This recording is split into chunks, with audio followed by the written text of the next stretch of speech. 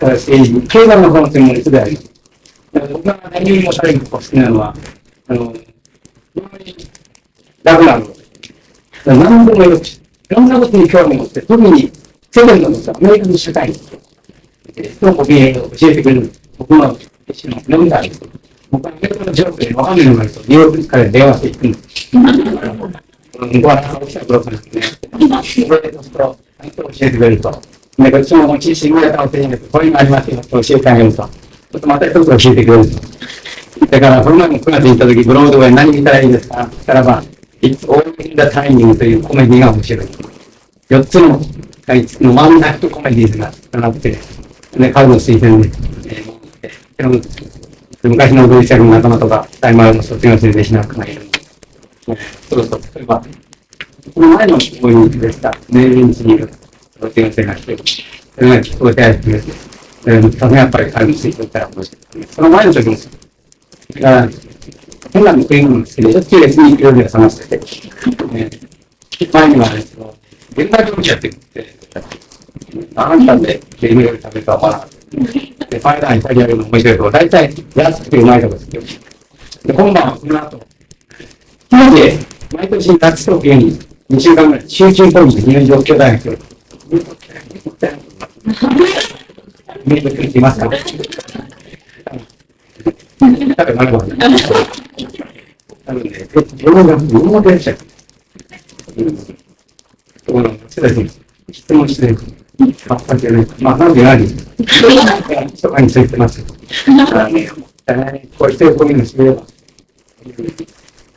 経済ということで、社会の、それから、例えば、チェンジングターリーですね、セクシズムの問題、セクシュアルハラスメントの問題、エンターテインメント。人がどんどん共和党になっているので、そういったような問題については、それはこういうふうに、今、強制になったり、どんどん僕のあんまり持たれてなんかやらないから、遠慮しないで質問しないけど、こういう時に、もう絶対しない人ってのは、できないね。遠慮しない質問する人。今日こういう活動をやったのは、俺の時のことなんです。持ってるでしょ？それでブラウンバーグレクチャーという、アメリカの大学であるんです。ブラウンバーグというのは茶色い半分取り。関係者がハンバーガーと入れて、あとはまあ、人生では俺にこういうので、こういうの。大体飲み物は学校に出す。もちろん最初の人じゃダメだから、それで適当に、よく試していいんですよ。先生が、ちゃんと、ね、それから話してるのが多くてうまいけども、まあ、それでこの後、2時ぐらい、この後、どっか行きましょうと。ちゃんと大変に食べに行こうと。そしたら彼がenjoy 短いと、その前に、こうなってる。すごいじゃん。すごいだったって、私も、相当盛り上げない。いけばわかるけど、物の次がいいよ。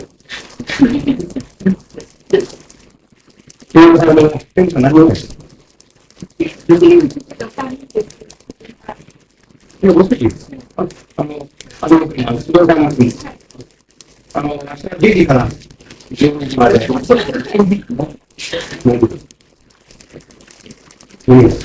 いいか。この辺も大阪で電車やりまして、今からね、何万か、運動が出て、何百分かります。今、電車やってません。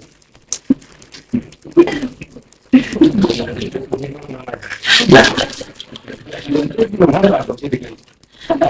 今の時は別の教えがある。2週間前に、アリーナへ、ウェディングに行って、1500メートルのゲームに落ちた。そういうのって何でその2人があるんですね。徹底調べてる。終わりの、ちょっとで、開いて、何でそのというのがね、徹底調べてそのということによって、私はそれを無視しますけど、本人、ね、示してない。常に自分のね、結果を証明してないと、学生にそうなんですよ。なんでそう言わないんですか。京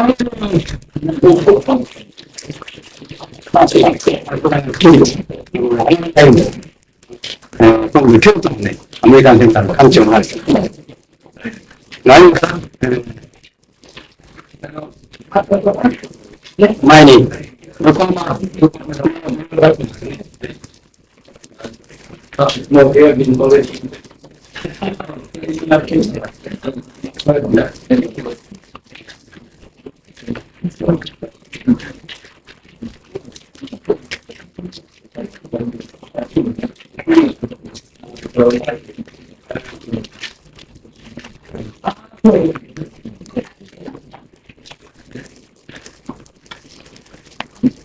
Yeah.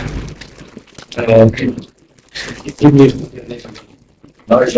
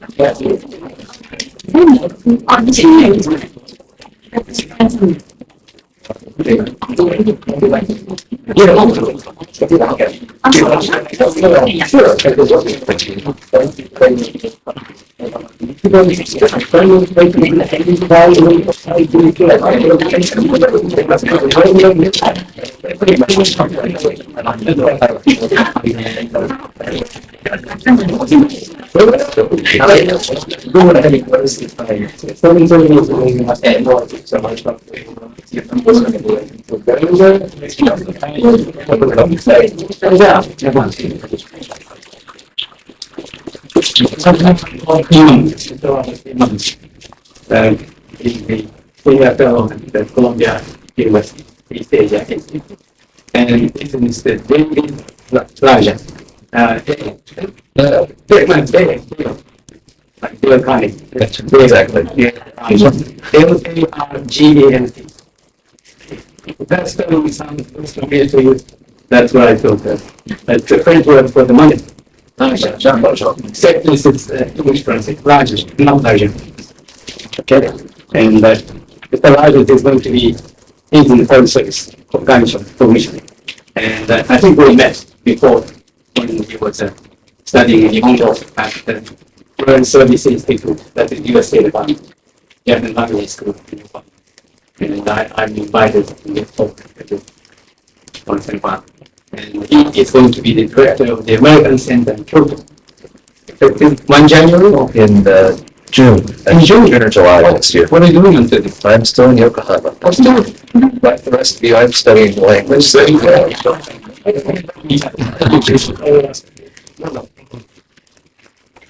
So maybe they can explain if we learn the new word in Japanese. I will start with the question. If I read this carefully in hiragana, how much imagine in America we talk about power breakfast. How people get together to talk business over breakfast. But I've never heard power lunch before, except in Asia, and it's a delicious lunch for 2,000 yen in a little steakhouse. So I recommend you go to Asia for power lunch. It's a place called Koichi. I'm making commercial. Anyway, it's an honor to be here. This is part of a reciprocal exchange between Mr. Muramatsu and myself. He came to Columbia University in September, and he gave a talk to students and faculty about communication in the U.S. and other aspects of U.S.-Japan relations. And he included many very amusing anecdotes. I don't think I can equal him in the humor, but I'll try. And I gather that all of you are in very advanced English language translation and interpreting programs, and that I can speak with you as if I was speaking with fellow countrymen or women. And I also understand that you have acquired enough self-confidence that you will ask me lots of questions. Because I must say that in Himeji, where I'm teaching Japanese third year and fourth year students at a university called Himeji Dokyo Daigaku, it is very hard it's not impossible to get the student to ask a question without any reaction whatsoever. A good part of them are sleeping. Some others are talking with each other, and even more few they're reading comic books. So I think it's very sad. I won't let them talk. That I feel about the class. I can't stop them from sleeping. I could maybe enforce the discipline of the old Japanese army. Go by with a rod and wake them up. I have to say it's mostly the men who are sleeping. The women in general seem to pay more attention. And I have a theory that in Japan, in the university, it is not considered macho. It's not considered masculine to be seen as too interested in your studies. So I think the men in general try to display indifference because that's what's expected of them. I think many of them are more interested than they let on. But anyway, they appear to be totally uninterested. Whereas some of the women are always taking notes and looking very alert. So I don't know if I can draw any deep conclusions from that. But that's my reaction to Meiji Tokyo University. And this is my 10th time teaching there. I come twice a year, once in the summer and once in the winter, or what you call in Japanese shuchu kogi. I translate that into English directly, intensive course. But it's not like any intensive course in the U.S. because I teach two subjects. One is called international relations, and the other is international organization. And I'm supposed to be with these students for 6 hours a day for 10 days in the summer and 6 hours a day for 4 or 5 days in the winter. Well, it's very hard to face a group of students who show no reaction for 6 hours a day for 10 days. You have no way of knowing whether they are absorbing, whether they are learning, whether they are confused or not. Luckily, the school has very advanced audio-visual. So I show them lots of video films, and I also tried something today, which was the first time for me and for them. I make them write a paper between the first half of the course and the second half on some books that I assigned. And I read all the papers and put grades on them, and then I called at random, as if by lottery, certain names. And then I gave them their papers back and told them they had to read these papers in front of the others. Well, some of them were horrified. And some I think they were so embarrassed and scared that they just mumbled. You could hardly hear them. A few, though, were very effective. Knew how to enunciate. The only reason I go on at length about this is because I know Mr. Muramatsu wants me to talk a bit about the U.S. and Japan and relations and so on. But one of the things that I have noted at Columbia University since I've been there, where I am at Columbia, the School of International Affairs, it's a graduate school, 2-year program, and 1/3 of the students are foreign. They come from many, many countries. Out of those foreign students, the largest number are Chinese, from the 4 different Chinas, mainland China, Taiwan, Hong Kong, overseas China. The largest single group Chinese. Second largest group Japanese. And then you have Koreans, Southeast Asians, Indians, Pakistanis, Latin Americans, not so many Europeans, but now getting a lot of Russians and Central Asians and Latin Americans. And I would say of all the national groups, the group that has the most difficulty adjusting to American-style seminar, Japanese. Japanese students find it extremely painful to have to not only ask questions, but participate in debate. Apparently in Japanese universities, there's no training in argument, no training in debate. And if you disagree with somebody, it's almost like you're insulting them. So, you can't have people jump up and say, I don't agree, or I think differently. And of course, in the graduate level, there are some courses where the professor simply lectures for an hour. But most of the courses, the professor acts as the moderator. He assigns or she assigns some work, some book to read, some project, and then there is a leader of a discussion. And all of the members of the seminar are supposed to participate. And if you don't participate actively in the class, your grade is not very good because you're judged not only by the written paper, but by how well you present your argument. So many Japanese students have great difficulty.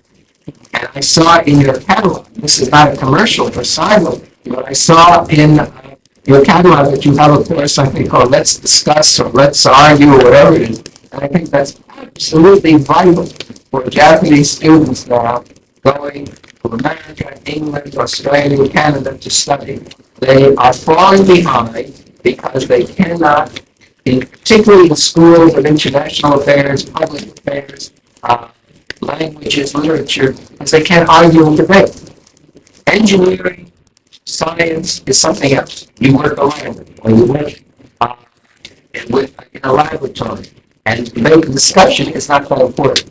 But in the social sciences and liberal arts, it's very important to the Anglo-Saxon and even the French educational system to debate and discuss. And I think that's one of the biggest problems that Japanese students have undergraduate. I must say, again, I'm not making a commercial, but I'm very curious to see that there are differences among the Japanese students who come. And the ones, in general, that appear to be the best prepared are graduates of two universities, ICU and Sophia.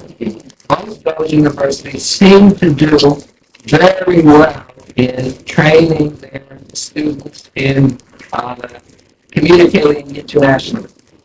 And I must say that those going to some of the very, very famous Japanese universities, the some that are the most prestigious, I won't say which ones I'm thinking of, but some that in Japan are considered to be at the top, those students don't do well at all, because they come from universities which appear to be very tradition-minded and don't encourage a lot of discussion and debate. Well, what else can I tell you about what is going on in America today? Let me say that, first of all, we are all suffering a great shock from the outcome of the most recent election.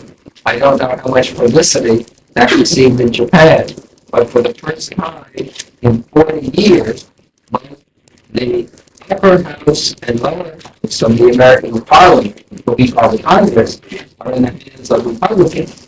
And the Republicans that won are quite right-wing, right? That's Newt Gingrich, right? And these are very right-wing people who have won, very ideologically. I don't think there's anything comparable in contemporary Japanese politics to equal some of these people. Some of them are very much like pre-war Japanese politics, very nationalistic, very, how shall I say, conservative, very much opposed to social programs, very much opposed to foreign aid, very much opposed to immigration, very dangerous phenomenon. And I think this is going to make Mr. Clinton's life even more difficult. Whoops. Right. Thank you.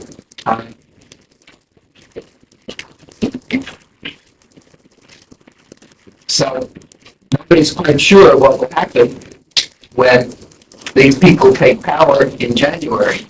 We have a presidential election less than 2 years from now.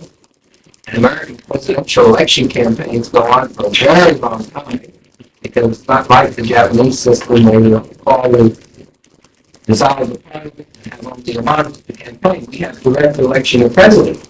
And we also have a system of presidential primary where the candidate is picked not in a back room or in a tea house or in a restaurant. The candidate is picked in a series of elections that with him delegates to a convention. And at the convention, then there's an open vote. And my impression is that Mr. Clinton now will be challenged for his leadership of the Democratic Party. So he will have a very rough time. And he may or may not win the nomination. But I think he's going to have a difficult time being reelected. And I think his only hope is that the Republican candidate is so extreme, is so right-wing, that people realize that Clinton, in spite of his imperfections and mistakes, is better than what the Republicans have to offer. But you have now, once again in the United States, a debate on all these social issues.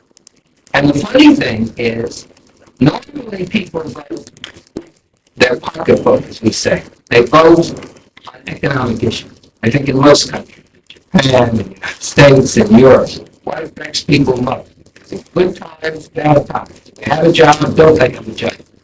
But in the United States now, the economic conditions are getting very, very good. I mean, the unemployment is at the lowest it's been in 10, 15 years.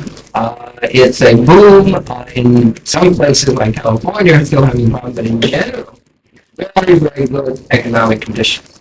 So, this mood of anger and unhappiness is not like it was in, let's say, the end of Carter, beginning of Reagan, when there was a high unemployment or high inflation or whatever. Now, very little inflation, good growth, expansion of jobs. So why, and no more Cold War? What is it that's bothering Americans? My impression is that these social issues, crime, drugs, the threat to traditional values, people are upset by certain things that are taught in the schools and not taught in the schools. Or some people are opposed to abortion. Some people want prayer in the schools. It's a very ideological debate. Again, like you had in Japan in the pre-war period. And a lot of debate on what is it to be an American. If you're an American, must you speak English or not? If you're an American, must you do this or that? And very much like the debate you used to have in Japan on what is it to be Japanese. And I think when people start debating such issues, it's very dangerous for a country, because then you cause great differences. In Japan, whenever you start a debate on who is a Japanese or what is a Japanese, then you have problems with the Korean minority, you have problems with the half Japanese, you have a lot of difficulties. And in America, we have a debate on who is an American, what is an American. It draws lines that separate people, so it's very dangerous. And that's what's starting. I don't think this election is going to have direct effect on Japan as such, because I think one thing that both Democrats and Republicans, from the left to the right, share is that they all want to see Japanese market open more to American goods. And between Japan and the U.S., that's the major issue. There are really no political issues now. Japan has no serious human rights problem. Japan and the United States have military alliance. It's basically the trade issue. And on that issue, Democrats and Republicans, I mean, they think about the same. Maybe the style is different, but it's basically the same. But where it's going to affect Japan is indirectly on sort of what you might call third country or multilateral issues. If there is some serious crisis on Korean Peninsula, if North Korea decides not to keep its word on this treaty, and if something happens, there will be a strong voice in America saying, this is mainly Japanese problem, and then an American problem, because Japan is closer to Korea. And so Japan should play a major role, and Japan should get involved militarily. And why should we do it? Why should we save the Japanese? So you're going to have, and then on other UN issues, there'll be pressure not to come up with money unless the Japanese come up with money, or not to contribute troops unless the Japanese do so. Not just directed at Japan, but directed at the Europeans as well. But the Europeans are more accustomed to playing an active role, with the possible exception of the Germans. Whereas Japan, people are much less, shall we say, accustomed to having Japanese military go overseas or having any kind of very active international role. So I think this will be could be a major issue. Now, I think here in the Kansai, you're going to be suddenly faced with big international issues next fall when APEC has its meeting here in Osaka.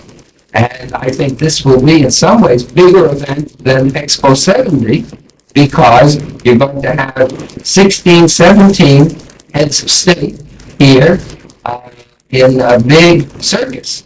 And the security problem is going to be enormous because some of these heads of state in Asia have political enemies. Not all of them are democracies. And I mean, so you may have some trouble. And my impression is that next October, I guess, when you're going to have APEC, Osaka will become an occupied city. I would strongly advise any of you who are not married, don't schedule your wedding for the period when APEC meeting, because I think it would be impossible to move around the city of Osaka at that time. I think that's the best time to take a vacation to Hawaii or Guam. Or Okinawa. For Okinawa, exactly.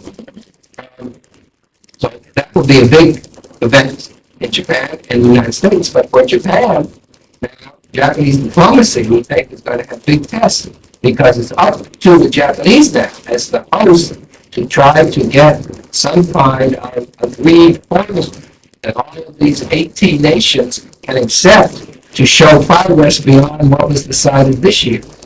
And in APEC, you don't take votes. You have to have consensus. So all these people, ranging from Bill Clinton to Mahathir of Malaysia, and including the Chinese, all have to agree. And that's not going to be easy. Because up to now, these APEC summits have been very vague and general, but now the tough work begins. Now they need an agreement to have free trade in Asia Pacific among the industrialized countries by the year 2010, and on the other countries, 2020. But now, how do you get there? What is the formula? What steps are taken to be in the hands of the Japanese? In that connection, I would think, connection with APEC, many of you may get very good jobs as interpreters or interpreter guides in that period. Who knows how that's going to be handled? But I would think it's going to be a very exciting time in a professional sense for those of you who are doing interpreting and translating. And it's interesting, I have been following APEC very closely since last year. And after the Seattle meeting, right away, all the documents were there. The American staff got them all out. And the Indonesia, it took at least 10 days before you could get texts of anything. So I think in Japan, probably will have the text before the decisions are made. Anyway, it will be very interesting to see how Japan handles this. And it will be interesting to see whether it's the same prime minister, or whether you have a new prime minister by then, or what kind of political system you'll have. Well, what else can I tell you?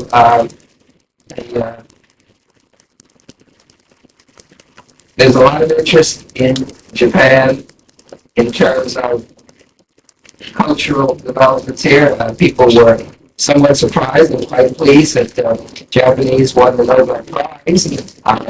And Boy Kensaburo is not terribly well known in the United States, but among intellectuals, yes. Most of his books exist in English translation. And I noticed the other day at the big Barnes & Noble store in my neighborhood, right in the front of the store now were 5 of his books lined up. So they were quickly brought back into print. And people thought he had a lot of courage in turning down Japanese government awards, and also that he was more courage in what he said in Stockholm. I'm curious to know whether his speech got a lot of publicity here in Japan. But it was considered very clever, almost brilliant speech, in which he did a parody of Kayabata, who's talked about Japan the beautiful and Oi Kensaburo talked about Japan the ambiguous and and gave a much more political tone. So he got a lot of attention. And then recently, somebody that Mr. Muramatsu knows quite well, Peter Grilly, who's an American who does a lot of writing about Japan, various aspects of Japanese culture, produced a television film on a very famous Japanese musician, Takemitsu Toru, as a 1 hour television documentary. I think if it hasn't been shown already, it will be shown on NHK. It's in a series on the great living composers of the world. And I guess he's considered to be Japan's outstanding modern composer. That was a very successful program. Other than that, I'm not sure what other phenomena have come from Japan. Phenomena have come from Japan lately.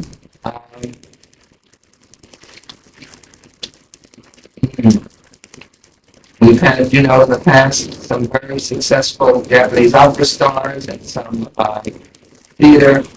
Hamasaburo is quite a following in the United States. He was the only Japanese who was invited to the 100th anniversary of the Metropolitan Opera as a special performer. So he has great following in New York City. And every so often, one of his movies is revived there. It's already sold out. But people are very aware in New York of the latest trends in Japanese culture. Sometimes I think they're more aware in New York than they are here in Japan of the latest avant-garde thing. And I know you in Japan are very much aware of the latest Broadway musicals and the latest shows. There are lots of good revivals of the old musicals on Broadway. And it's mainly in Japanese and Taiwanese tourists and Hong Kong tourists, some Europeans, that keep some of these musicals alive, because Cats has been running now for 12, 13 years. And I think most of the customers are either American high school students or Japanese tourists. And they're buying the piece. Right. And the other big thing is in America in general, of course, Japanese food has been very, very popular for quite a long time. But now the latest trend is to go beyond French nouvelle cuisine and use Japanese ingredients with Western food a great deal. And there are new restaurants opening that specialize in this. And there's one new one in New York that is very difficult to get into. Next time you come, we must go there. It's called Nobu. And that's the nickname for the owner, who is a very unusual Japanese, who started a restaurant in Alaska. The restaurant burned down. Then he moved to Peru, and the restaurant there failed. The third time, I think about the expression in Japanese, the third time you succeed, right? And the third time was in Los Angeles, where he had a restaurant which still is in existence, a tremendous success. And the financing of this restaurant comes in part from the very famous actor Robert De Niro, and who is providing a lot of the money. And this restaurant is very popular among the very glamorous people in New York, the fashion models and the young actors and so on. And it's very hard to get a reservation there. It's a bit expensive by New York standards, but by Japanese standards, it's very inexpensive. And it mixes Japanese, Latin American, and American style ingredients and food, and got excellent reviews. So lots of raw fish, but done in very creative ways, because they do a lot of making marinated raw fish, the Latin American ceviche, they call it, which is taking raw fish and soaking it in lemon and spices for maybe several hours.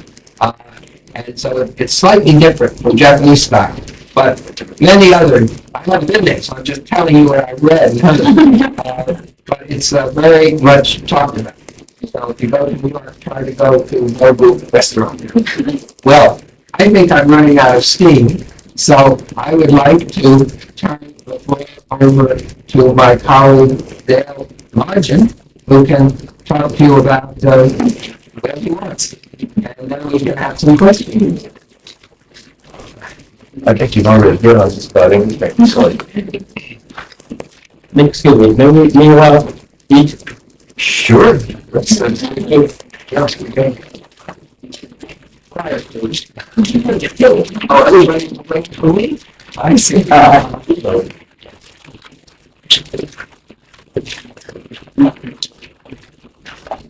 I've been in Japan now for about 4 or 5 months. I arrived here in August.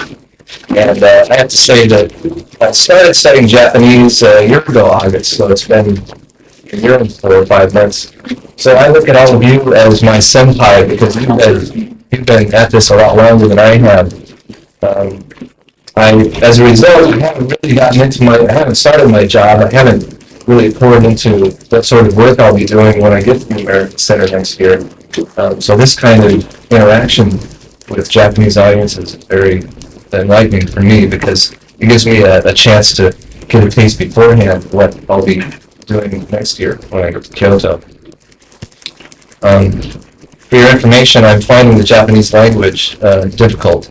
That probably is not surprising to you, but I studied Chinese before I entered the Foreign Service and found that Chinese was much easier to grasp in the conversational side. That the grammar was more similar to English. In fact, a lot of people say there is no grammar in Chinese. It's not really true, but it's much simpler. You don't have the verb problems. You don't have the change in the syntax that you do with Japanese. Japanese is a bit more work in the conversation. Having the kanji helps, of course, when it comes to reading, and so I can relax a little bit more on that side. But it's really the conversation that I need for my work starting next year. I was assigned to Beijing on my first and my last assignment. I've only had one assignment in Foreign Service thus far, and worked primarily with the Fulbright program, Educational Exchanges program in Beijing. I haven't had the opportunity to work with Japanese simultaneous translators yet because I haven't started working here. I did have one opportunity in Beijing to work with your Chinese professional counterparts, and I have to say I have a great deal of respect for people who can do that. It was quite an experience for me, having never been able to sit there and listen to that voice coming through simultaneously. I have not been in the United States as recently as Bob has, so I can't talk so much from the American perspective, perhaps, on what's happening in Japan, but I could just make a couple of comments about things that have happened perhaps since I've been here, and things that we're working on with the Japanese very closely on their issues that are concerned to both of us, and Bob has mentioned them both. But one, of course, is the APEC summit that he mentioned. And since I'll be moving down here to the Kansai region next summer, we're going to be right in the middle of that, as well as many of you, I'm sure, and your friends and associates here in Osaka. I'm told that one of the reasons that we still have an office in Kyoto is because every American that comes to Tokyo wants to come to Kyoto also. I'm sure that the APEC Summit next year will be no exception to that rule. So we'll be plenty busy there as well. One of the interesting issues that APEC has dealt with in the last year or two, and one that they sort of shelved this year, is how many countries should they admit to this association? It's the Asia-Pacific Economic Cooperation. And as you know, there are 4 American countries that are in that group.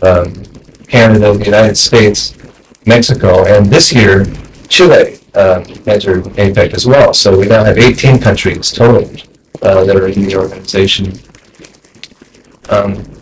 There are other Latin American countries that are knocking on the door, would like to get in as well. And the conference this year, they decided that they're going to, for the next couple of years, freeze the admission of more countries until they sort of figure out where they want this organization to go. They've got other issues that Bob mentioned, primarily how to implement the agreements now that have been made in the last 2 years. So they're not going to be admitting new countries in the near future. But I find this an interesting issue because in the lead-up to the Miami summit, which you may have read about recently, just a week ago or so, in Miami there was a summit held of Latin American, Central American, North American leaders to talk about free trade in the Americas. And I've been listening some to the radio here, and one program that I found interesting one morning as I was getting ready for school was a discussion by some economists here who were making noises to the effect that they're rather concerned about the move toward free trade in the Americas because that could lead to a trading bloc that would be difficult for other Asian countries to enter and deal with. One of the issues that might, in APEC, that could help to offset that would be to open APEC to these countries as well that would like to get into APEC, and through that avenue we could keep trade open, you see, in the Asia-Pacific region, rather than worrying so much about whether this new trade agreement in the Americas is going to eliminate competition from Asia. But apparently that's going to be put on a back burner for a while until the organization can sort out some of the other issues that are important to it. One other issue that is important to Japanese-American relations and that we've had a lot of dialogue about in the recent past is the North Korean nuclear program. The decision by North Korea a year and a half ago, I believe, to withdraw, if necessary, from the NPT and to start developing nuclear weapons, but essentially to more or less go their own way on nuclear issues. As you know, there's been a lot of negotiation about this, and the agreement that was signed in October, I think, has caused all of us to breathe a sigh of relief because we didn't really know what was going to be happening there in the earlier part of this year.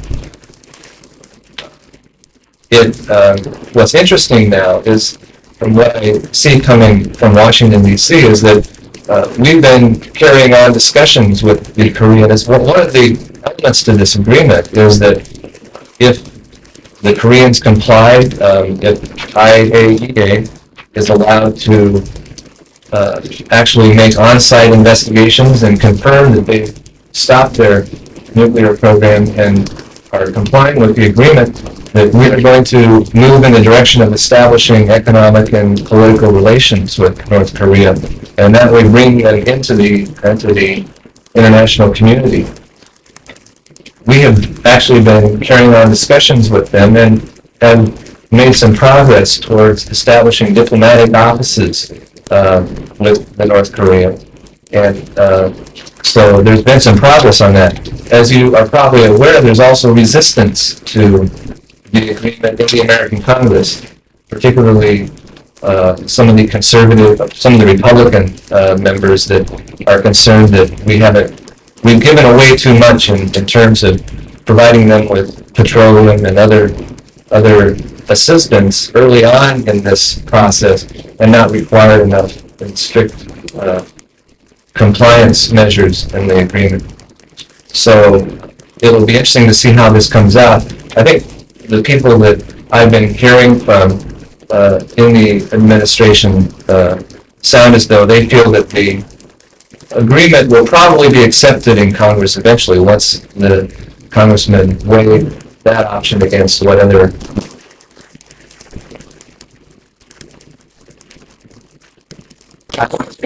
the reputation of Silo Academy is at stake. You're expecting lots of questions.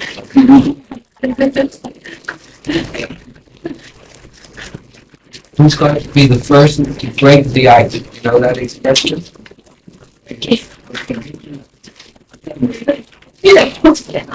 Mr. Immerman mentioned your experience in Kyoto University, and also Mr. Major said he's still struggling to study Japanese. And as far as I'm concerned, the majority of Japanese who is studying English and have a good command of English are women. And I don't see so many men who are studying English. Whereas when it comes to the special Japanese who have a very good command of English and made it to the top, like Mr. Muramatsu, are men. And whereas, as far as I'm concerned, when I see foreign countries, foreigners who are studying Japanese, so enthusiastically are men. So do you come up with any idea why Japanese women try to study English and foreign men try to study Japanese? And also, I would like to ask a question. When we study English, does it have to do with inborn talent? I mean, the more practice, the better. People say practice makes perfect, but others say everything depends on the inborn talent. Do you agree with that? Well, I mean, I'm more about to know more about language than I do, but my own impression is that the study of language is difficult for adults and much easier when you are a child. Whatever the language, doesn't make any difference, because no language is inherently more difficult than another one. It's just that it seems so when you approach it from a different background. I mean, probably if you had to learn Eskimo language and 18 different words for snow, how do you tell the difference in the snow quality if you're foreign? It's very difficult, right? But if you were born Eskimo, you learn that. The problem of learning language when you are an adult, whatever foreign language it is, you always start asking the question, why? And there's no answer to that question. You can't say, why do you say this? There's no logical reason. That's the way it is about it. And out of the pattern of the language, grammar develops. But you can't approach study of language the way you study chemistry or physics or a discipline that's based on logic. Language may have an inherent logic that's found in it, but it evolves. When you learn Japanese, you weren't asking, why do I say that word? You said it because that's what you heard. If you as a child, you wanted something, you saw others adults saying it, that's how you say it. So the system of teaching language now, which I think is very good, is this mimicking, is this memorizing, is repeating. But for an adult, it's very boring, right? The teacher says, konnichiwa, good morning, and you say back, good afternoon, back and forth, this is a pen, what is a pen, what is a pencil, back and forth. It gets boring, but that's the only way to master the pattern. And my own impression is the more you use it, the better you are. I don't think it has anything to do with intelligence, IQ levels, or anything like that. Some of the best language speakers are people who learn language on the street, who haven't had formal education. So a lot has to do with your own personality. If you're a very inhibited, shy person, it's sometimes very difficult to learn a language because you're afraid to use. You're afraid of making mistakes. And with Japanese, the big problem is what English stands for in this country. And this is a problem created by the Ministry of Education. English is one of the ways in which you separate one Japanese from another. And so many Japanese have learned English the wrong way through the cramming or university entrance exam. It's not living English.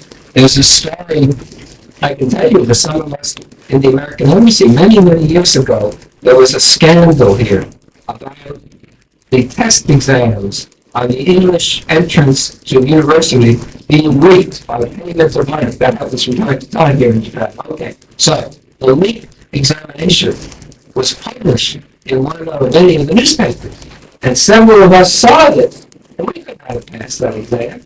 I mean, the question is, you just, we don't see the difference. We couldn't figure out whether this was said this way or that was said that way. You know, that's not the way. That was supposed to be living. I find Japanese don't have the same problems about other languages. Japanese who start at the university level studying Arabic or Spanish or some even more, obscure language like Malay, do very well.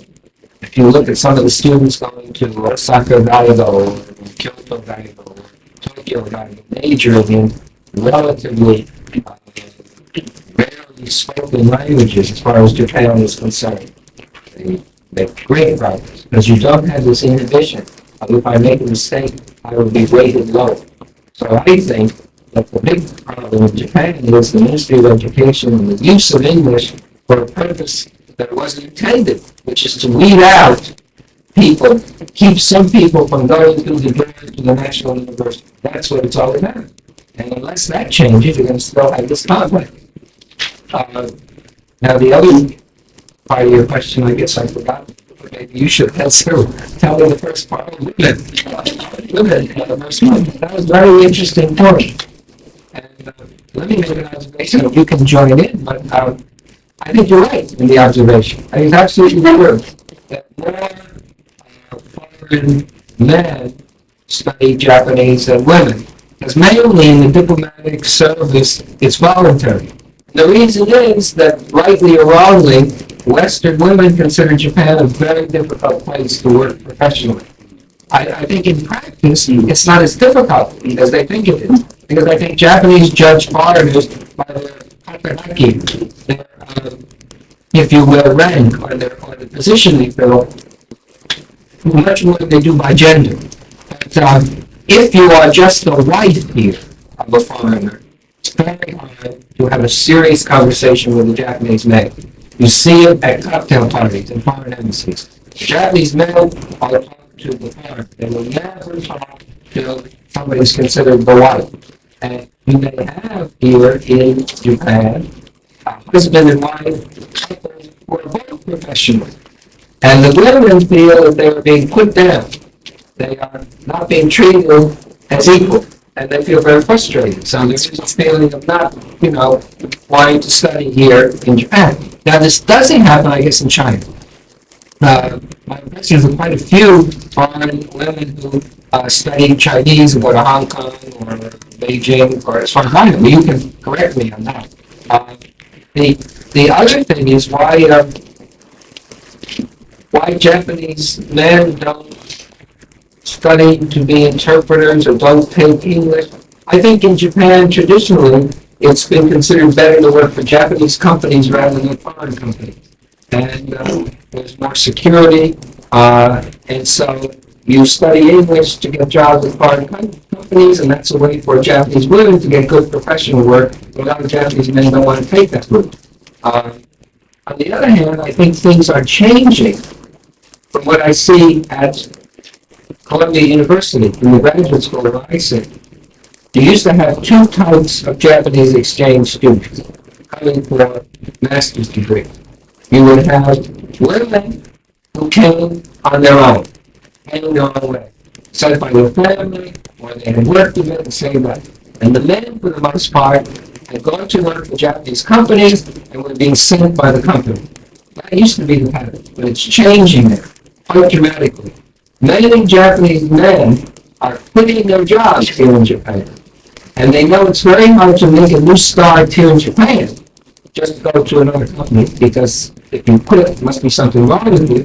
So they go, they quit and come to the United States or Australia or England for a year or two of study, and then they put themselves back on the job market.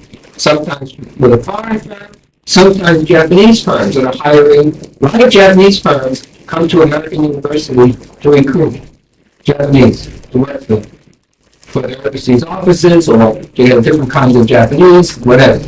So I think it's changing in the sense that I see more young Japanese males coming to American universities on their own, starting new careers. And at Columbia, in the last few years, two somewhat revolutionary occurrences have taken place. One was a young fellow sent by the Ministry of Labor. He spent 2 years at Columbia, and then came back to Japan, and within 6 months he quit the ministry because he felt that they weren't using his talents correctly. Now, that was quite astounding, because in Japan you're supposed to normally, particularly government officers, wait in turn, right? He quit, and he went to study law here, because he wants to have some kind of public contribution. He wants to be eventually do public service law. He's very concerned with environmental and occupational health and safety. That's what he did in the Ministry of Labor. Very concerned about the way companies here put chemicals in things or pollute and this and that. There's not enough lawyers exposing this, blah, blah, blah. So he did that. Second revolutionary act was a young man from the Ministry of Finance who last June, 2 weeks before he was supposed to come back to Japan, announced that he was quitting the Ministry of Finance and going to run for the Diet from Hiroshima Prefecture as an independent candidate. And everybody was shocked by this. But he felt that he wanted to change Japanese politics, and the only way to do this, he thought he would lose at least his first 2 elections. He was convinced of that. And he was going to try to get money from friends like that. Did you come from a rich family? He said no. He was trying to get friends and former colleagues to help support him. And he said he thought he would win on the 3rd time. And I thought that was very courageous and very daring. So that kind of thing, I think, is starting to occur. It's too long an answer. Let me... I could just add a couple of things, perhaps. On the question of Chinese language students, I taught English in Taiwan a few years ago, and I think that there were probably, looking at this particular group, there was a higher percentage of men in the classes there, but it wasn't half. It was well below half. So there were more women in Taiwan studying English, and of course all of my examples are simply anecdotal, but when I did work with simultaneous interpreters in Beijing, they were both men, and they were excellent. So that's been my... I have a comment on the question and about the answer. I very much agree with that thought. The reason that most of the veteran interpreters in Japan seem to be men is that in those days there were some surplus men. Couldn't get into the Minister of Finance, so Asahim, like Kuriro, Thomas-san, or myself. Today, so far, we have a relative surplus of very well educated, motivated, energetic young women in relation to demand for market. Who could get into big organizations, establish Yoruba regional cabinet. We have to lean on a tree, might as well pick a big tree, right? And with a big shade to protect you from the sun. But the world, you have plenty, and you didn't want to hard-working woman like you didn't want to go to big show shop to start serving tea or making Xerox copies. So, well, maybe I'll try traveling. But today, the situation is changing. I don't think there's any gender difference as to whether women is more qualified or suitable to become men. It's more of matter of individuals. Precisely as Bob said, it's more of individual inclination or attitude or habit. If you are too self-conscious, you are not good at each other. You should not be an introvert. You should be ready to mimic. I mimic. I've been mimicking all my life. I mimic a New York Brooklyn accent. I mimic Australian accent. I mimic Indian accent very well. And I came back from Okinawa 2 years ago. I learned quite a few phrases in Uchinabuchi. Okinawa dialect. Like Uchariba Chode. What was it? Once you meet your friends, I have a tomodachi. It's very interesting. So anyone who is ready to mimic and never too shy to ask questions has to be corrected. Become naturally good names. Simple as that. And all the information you will, let me tell you.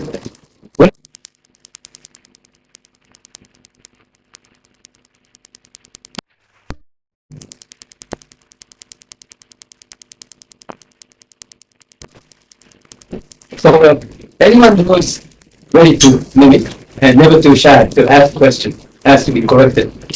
Become naturally good names. Simple as that. And all the information you will, let me tell you that whenever I hear comments about this question, don't you think women are I think that is sexist oriented question. I rebut them. I can't argue it all the time. No. Basically, no difference. It's not of individuals. I agree, of course. I think it's very bad to have stereotypes. That happens a lot in this country. You know, your former prime minister some years ago made the comment that one of the reasons you shouldn't liberalize the import of wheat was Japanese had different shape and testing. I would say the Japanese Americans were furious at that, because what did that mean? They had intestines that weren't too good for digesting meat. They were eating it all the time. I mean, so you have this categorizing where these stereotypes that women can do this or men can do this. It's nonsense. You can do what you're trained for, and the aptitudes have to be developed. In Japan now, women have much more opportunity than they did before. It's certainly nowhere near as many opportunities as I would say women in the West. I don't think you're going to see a Japanese foreign minister or a Japanese prime minister as a woman for quite some years. I think it's going to be the society is not yet willing to do that. There's no reason why I shouldn't. They probably do a better job than some of the ones you have now. But that's not because they'd be women, but because they're talented. In the United Nations mission of Japan, very interesting phenomenon, you see. In the first year of the woman, I think that was 1974-75, it was a big UN conference. And every country was asked to submit statistics about the number of women engaged in diplomatic work. And Japan was apparently number 3 from the bottom. The bottom was Saudi Arabia, and then there was Yemen, and then Japan. The Japanese government was very embarrassed. So what happened? They immediately went out and recruited a person who's now become extremely famous, Dr. Sadako, to be the first woman as minister at the Japanese mission to the United Nations, political appointment. And now you have in the Japanese mission to the UN the so-called women's post. It's a job. It's the token post. There's one woman always in a senior position, but always handling the same thing. Social issues, the third committee, where the women are supposed to be. And why couldn't you have a woman as political counsel? The UN is one of the best places for women in terms of the foreign missions, in terms of positions in the secretariat. There's considered to be discrimination against them, but nevertheless, it's a very easy place because you're all different nationalities, ethnic groups, religious groups, this and that. Very easy to function there. But we have now first time, the top person is our ambassador there, Madeline Albright, a woman. She's considered quite good, very tough. And she is becoming big rival to our Secretary of State. And there's some rumors that she wants his job.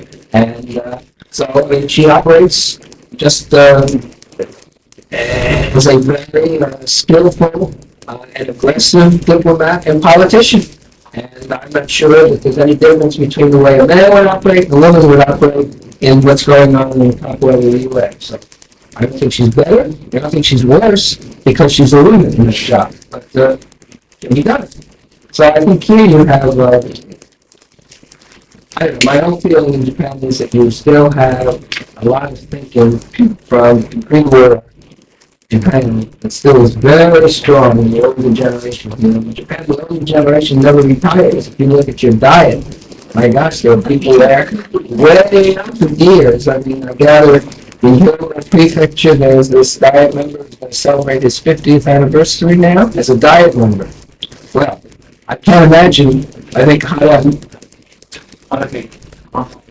and I can't imagine he would be a proponent of liberalizing employment practices in Japan. I don't know, but I would doubt it. But I think that because you have so many very old people running Japanese society, very hard is to have change here. That's what, the change comes very, very gradually, and on these issues, I guess you just have to keep pushing and talking. But the only thing I would say to encourage you, a good friend of mine and Mr. Mrs. Kimata, once said to me, she was a very high official in the Ministry of Labor, and she was now the head of Body Shop Japan. I think you know the company. And she said that in Japan, because you have shoji screen and not doors, it's not necessary to push. You just slide around. It's spectacular. Slide around these problems instead of pushing from the front. But many Simon students, even those below in Japan though, study English very effectively and very easy to get into American college schools. We had just one recently returned from the University of Chicago Business School, having finished MBA. Keiko Asegawa, just 2 weeks ago I was married and became Mrs. Tatsumi. And I'm sure you agree about the American students debating. Very used to without any questions. Yes, about Japan shouldn't have consideration what other countries people need and my opinion. And I should be able to confirm with other opinions so that I have to be critical when I using it.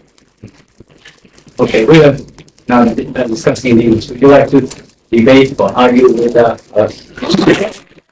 think so. We are still in Japan. If we, take the issue with what I have to say. Actually, we have one of your former interpreters who completing a PhD course in politics, Kobori. Kobori is working on a PhD in politics. And she's doing extremely well. She passed her exams, so now she has to do the research for and write her thesis. But it's, to pass your oral exams for a PhD in the United States, a university like Columbia is not easy. And so she deserves tremendous credit for that. Very, very talented person. Getting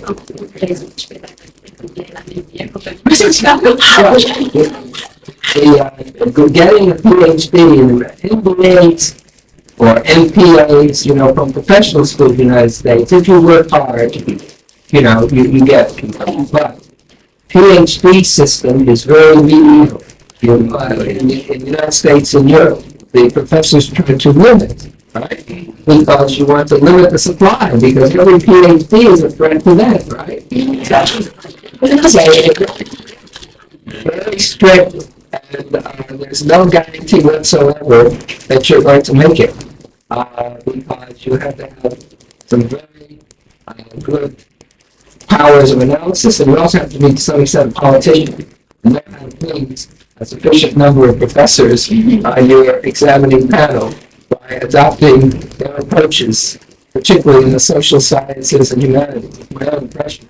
So she was able to negotiate this, because at Columbia, you have a big battle in political science between those of us who specialize in regional study and like to be very concrete and the political theorists who are very abstract and who don't think you need to know anything about any particular country. Not necessary. You just develop good political theory, and it's like scientific theory. It just applies everywhere. So if you have good political theory, it's like knowing the basic charts of the elements in chemistry. You can then put together a combination that will predict what will happen in China, what will happen in Japan, whatever. Now, those of us in the regional field don't agree with that. But they, on the other side, don't agree with the regional studies people. So we sort of have to go right to the middle of that, you see? Well, they say that never can predict even civil wars or regional wars. That's right. That's right. It's like in Turkey. People ask for terrorism in Turkey. To me, terrorists don't work. It works in practice. It doesn't work in theory. Nobody predicted what happened in Yugoslavia.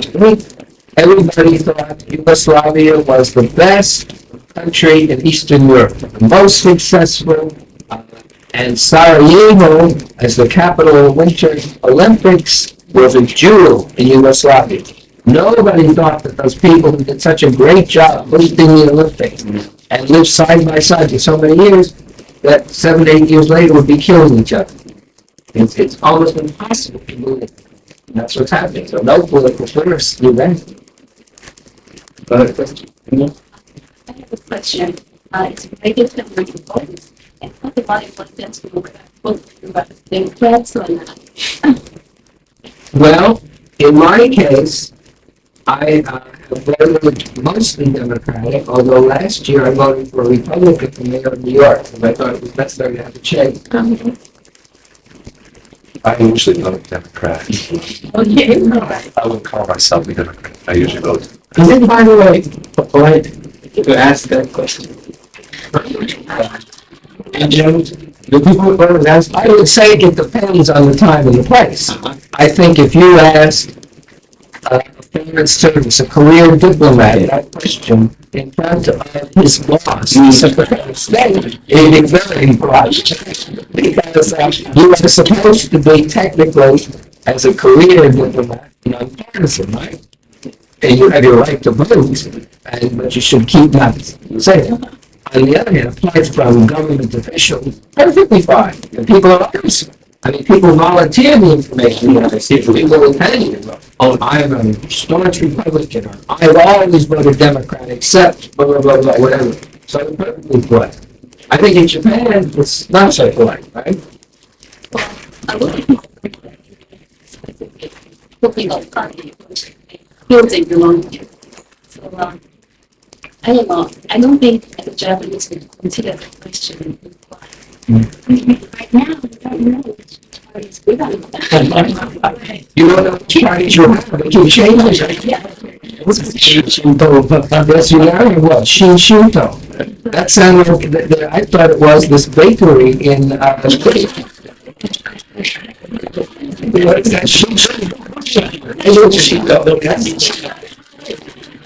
very confusing. Yeah, I heard that former Congressman Mr. Singh was to establish the party, and he thinks that political power will be his position.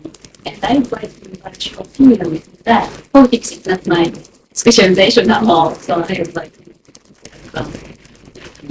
Well, you were talking about this, so why don't you,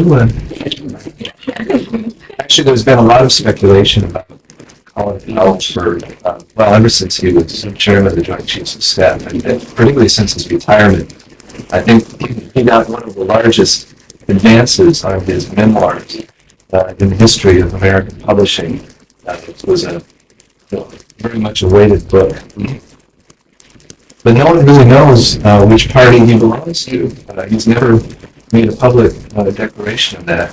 And so he's been, to some degree, I think, sort of pulled by both parties to see if they can get him to endorse or even to run for office.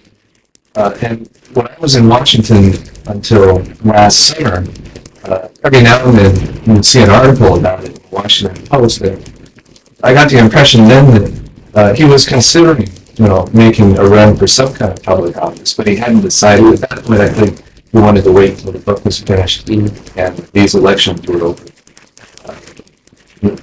first question is which party would run for, if you would declare for an independent party or not.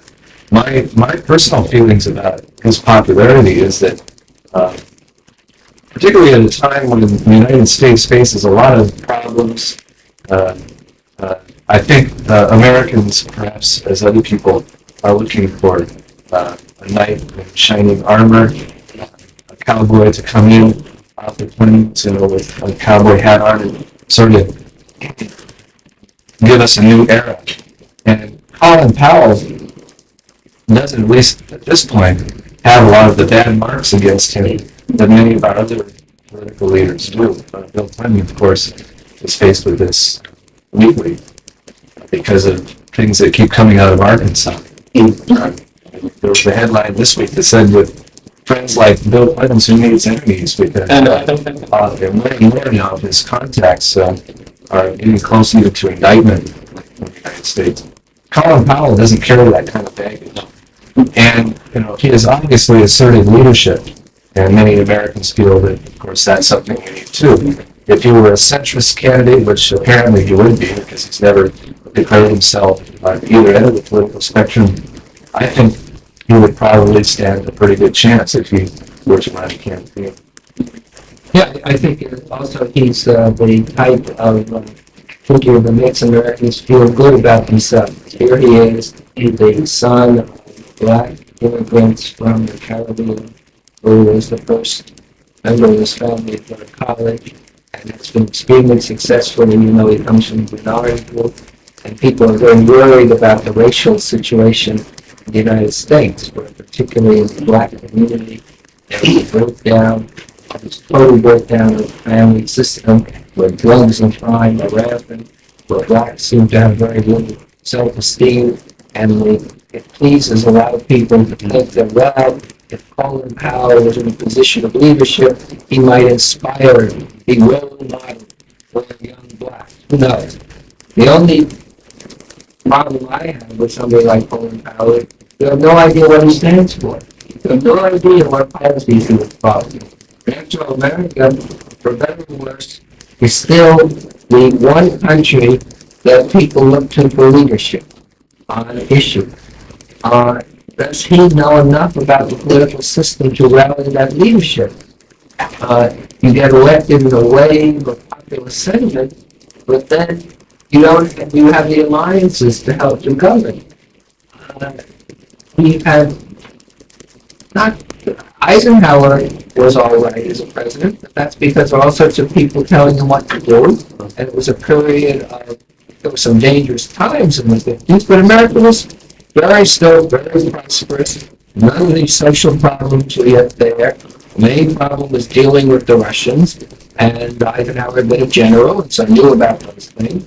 So the rest of the thing did very little. There was very little domestic policy in those days. The country ran itself. It was like Japan a few years ago. Everything just, you didn't need to worry about crime and drugs and this and that. So, I don't know if Colin Powell is the person. But what Mr. Larson said is absolutely correct. He has great potential popularity. And if he chose to run, probably initially it would be very much welcome. So, but do you think it's reasonable to establish a third in pushing culture in the United States? Because in the United States, typically you have two parties and the most strong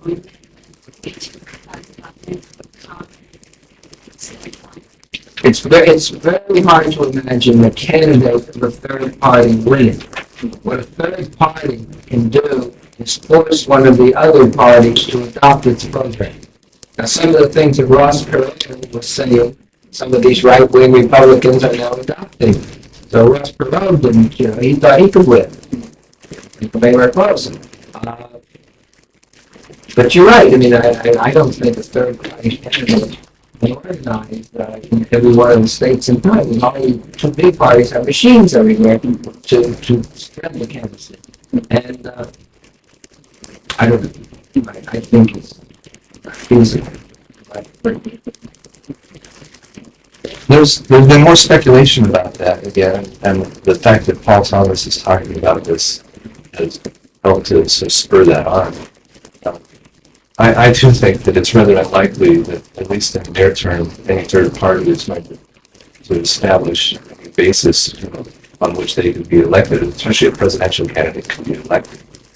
And generally speaking, in the United States, I think that third party candidates for president tend to be, politicians that, for one reason or other, are dissatisfied with their political party and break off because they didn't get the presidential nomination, or perhaps they have a point to make. They have a certain idea, a certain ideology that they want to make a clear part of the presidential campaign. Colin Powell doesn't really strike me as being in either of those categories. Now, if in fact, there's some speculation now that Americans are dissatisfied with both of the political parties and they would like a third option. I think that will depend in part on what happens in the next Congress. If the Republicans actually do fulfill some of their promises and the American public is happy with that, I think the chances for a third party being successful in the next presidential campaign would be even lower. If, in fact, the Republicans don't seem to manage any better than the Democrats did, then the chances for a third party doing better would be improved in the next presidential election. Any other question outside of politics? No point I'd like to ask. I think you said the Congress would agree to that.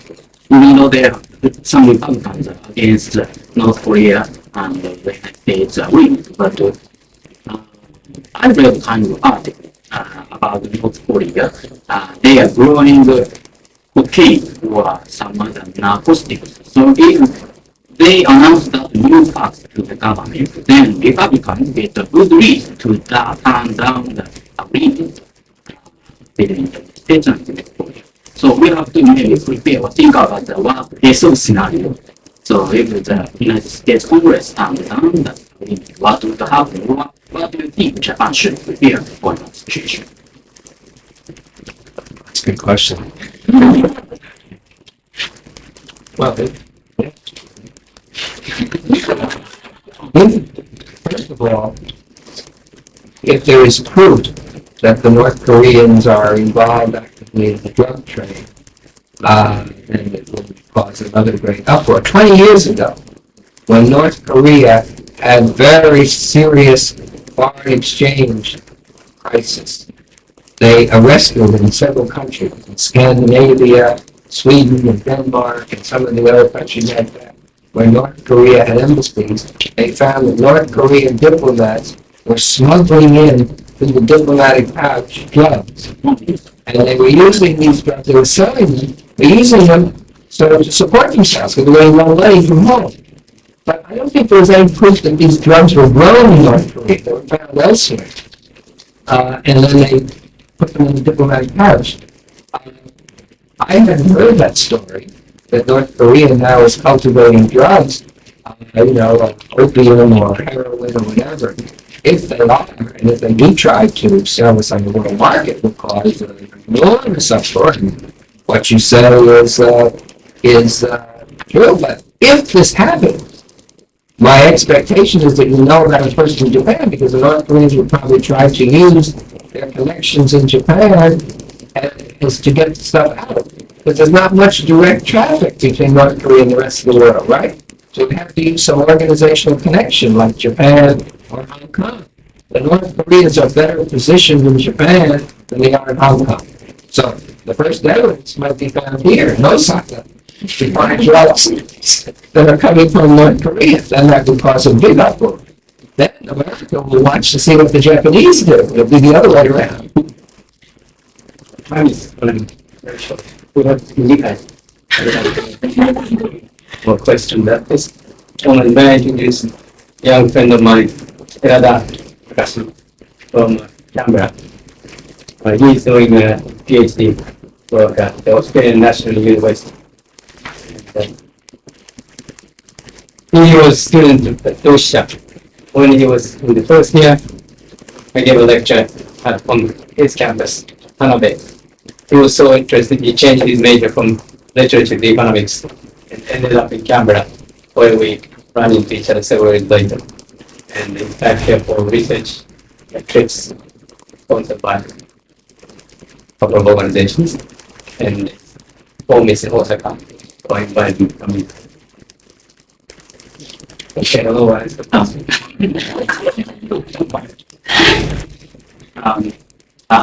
have to say, I'm very sorry today, because I'm not student here, so I shouldn't get it. Couldn't find a way into the building. That's right. Because I didn't have the car event. It took me time.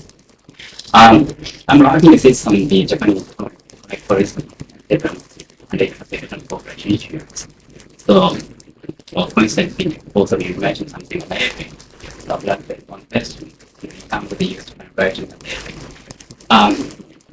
Well, remember you mentioned it's one of the basic principles of the ethic is consensus-based decision-making process.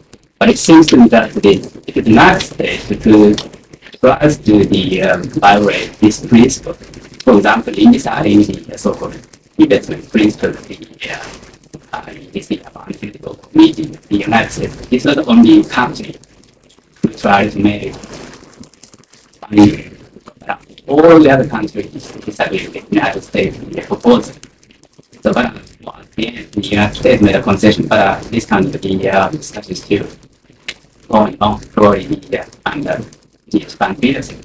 So, it might be, I think, creating some impairment to the Japanese government to take some leadership to lead the Osaka meeting successfully.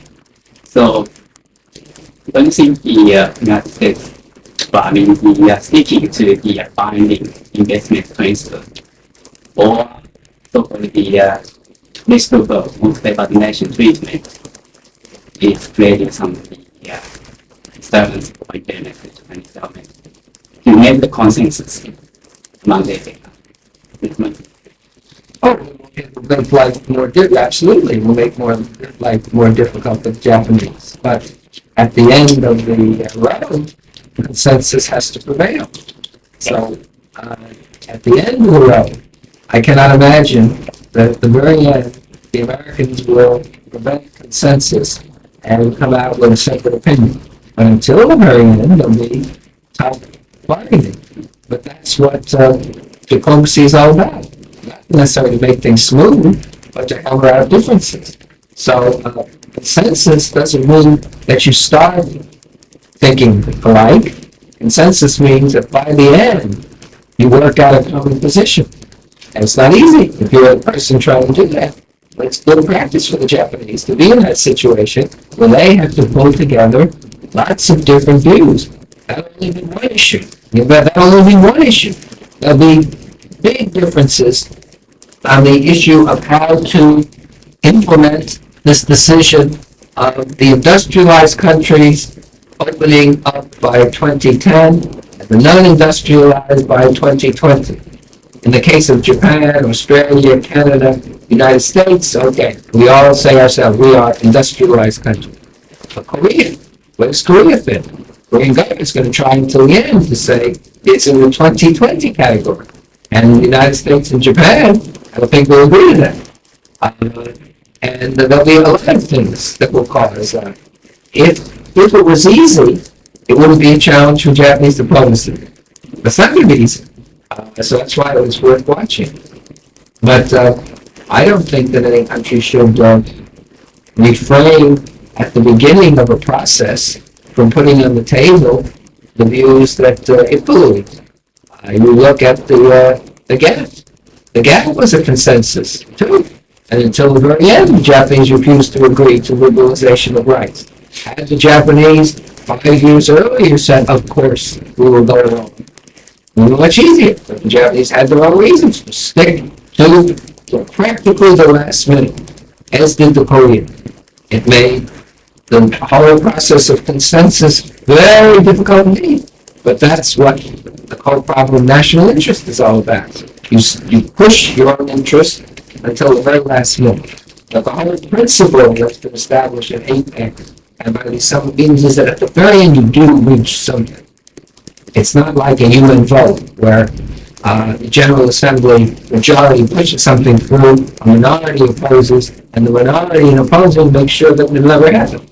So, I agree with your point. That's going to make life difficult for Japanese, but that's what the policy is all about.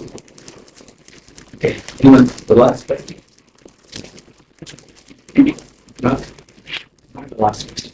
Always all right. Why don't you say, 3度目の正直, the third time is a charm? I keep hearing that recently, and I'm beginning to think that's really exactly equivalent to 3度目の正直. Third time works. The third time works, yeah, that's, yeah, Sando Shoji, the third time works. And I knew there was an expression in Japanese, I don't think that's necessarily a, I've heard this twice in movies recently. Third time is charm. charm is the charm. Yeah, but maybe not the word. I haven't heard about the expression that much, but it's fine. You're younger people? I haven't heard it for a while. The younger people? Yeah. Have you heard it in recent movies? Oh, yeah. Very recent. And recent young Americans in their speech, third time is a charm. Movies. Yeah, So maybe it's new. I'm not seeing the right movie, no. I've heard it. Oh, certainly, I've heard it. I guess I haven't heard it for a while, but I've been living overseas too, so there's a lot of It works. It works the third time. Our thing, generally in American stuff, and when you are cooking something, right? Let's say you're making when you're making your meal, right? The thing that's going to be cooked last, you put in the bag, right? Or you're worried about, so that's where it comes from. So, in other words, that you have to pay as much attention. Let's say you are lower priority, it's not going to boil as fast, and it's not going to be ready as soon. So you put it in the bag, and the bag, the things that you turn on a stove on the top, those are the burners, the 4 burners, that comes from the gas stove. But the best book to read about these expressions is, of course, William Sapphire. Because he has he does wonderful analysis of where these words come from and where the expressions suddenly appear. Right. And what should not be used, what should be used. That's right. It's a very opinion with the man. It's very interesting. I don't find it political columns too fascinating. No, but the Sunday, you want to say marvelous column called Online Language, and his columns have been collected in book form every year, and they are really quite stimulating. If you are interested in the English language and where certain expressions come from, and it's amazing how many expressions come from Shakespeare, or in 19th century English politics, or political expressions in campaigns. It's quite amazing. We find that the Sunday evening is every Sunday. We can't find the Sunday issue. It's hard to find it. You stand on Sunday. But the Sunday evening Sunday carries his own language. And every now and then he carries his political comments. But there he is very conservative. I read his column carefully. I cannot live without him because he explains the changing society, changing values in America through changing language. And I also buy his own books. And the titles of these books themselves are quite clever. The latest one, or maybe a year old, that I bought at the Barnes & bookshop in New York was Cross the Neighbor. Cross the Neighbor. It's a neighbor. No, it's a neighbor. One of the neighbors. And you have to go to the page and you have to know it. One of the famous poems by Alan Poe is the raven. Cross the river. And that is in a shortened form of quilts. Yeah. Maybe not. No.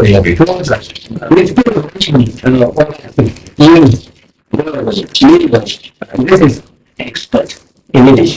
Right. And he himself was among language neighbor. And I'm trying to become a Japanese neighbor. In Japanese, moving with the quote.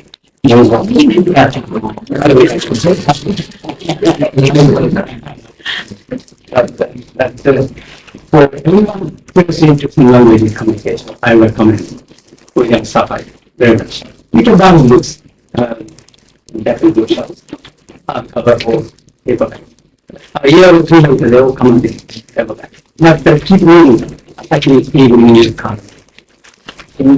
Yeah, I think we for this test. I'm looking for people already. What do you guys think? Thank you very much.